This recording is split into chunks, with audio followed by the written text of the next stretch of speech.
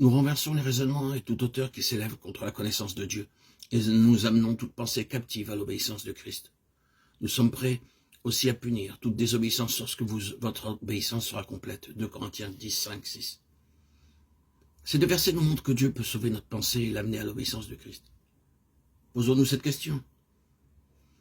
Suis-je capable de gouverner mes propres pensées? Nous savons bien que nous ne réussissons pas à maîtriser beaucoup de nos pensées. Néanmoins, Dieu nous enjoint à ne pas avoir un grand nombre d'idées confuses. Il les conduira toutes à l'obéissance de Christ. Puis-je vous demander, vos pensées obéissent-elles au Seigneur?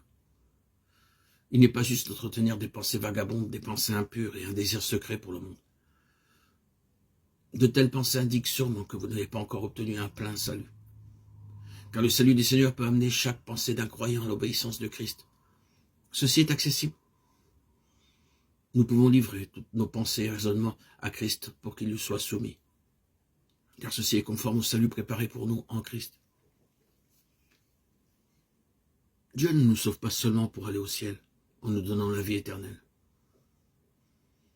Il veut aussi sauver notre être intérieur, en amenant toutes nos pensées à l'obéissance de Christ.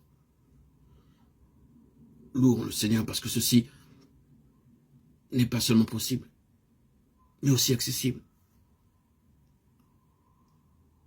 Il peut nous sauver au plus haut degré.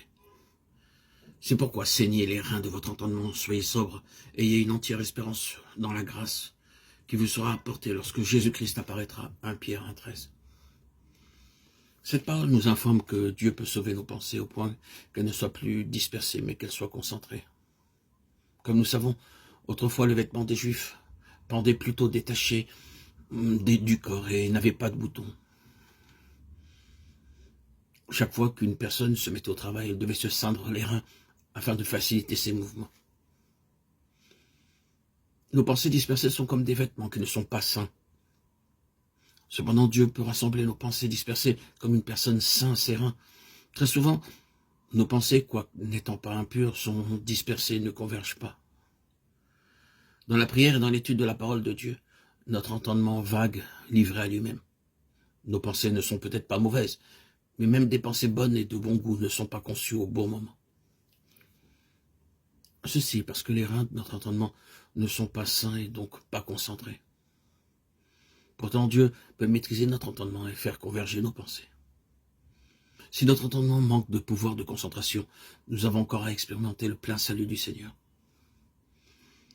Grâce soit rendue à Dieu parce qu'il peut nous délivrer des pensées dispersées et nous sauver au point que nos pensées soient concentrées.